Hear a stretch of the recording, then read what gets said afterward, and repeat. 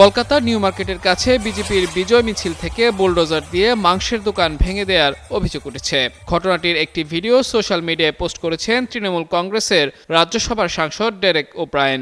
Derek অভিযোগ করেছেন, পুলিশের অনুমতি নিয়েই এই বিজয় মিছিল বের করা হয়েছিল। সেখান থেকেই সিআরপিএফ এর উপস্থিতিতে ভাঙা হয় নিউ মার্কেটের একটি মাংসের দোকান। ডেরেক নিজের পোস্টে লেখেন, মধ্য কলকাতায় নিউ মার্কেটের কাছে পুলিশের অনুমতি সাপেক্ষেই মাংসের দোকান ভাঙতে বুলডোজার আনা হয়েছে।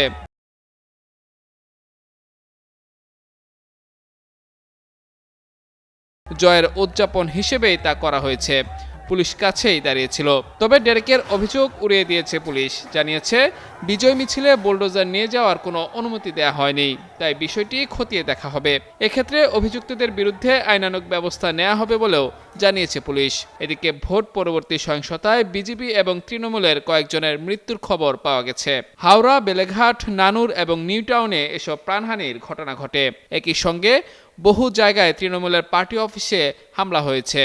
তবে বিজেপির রাজ্য সভাপতি জানিয়েছেন, কোনো সংঘাতে বিজেপি কর্মীরা জড়িত থাকলে তাদের দল থেকে বহিষ্কার করা হবে।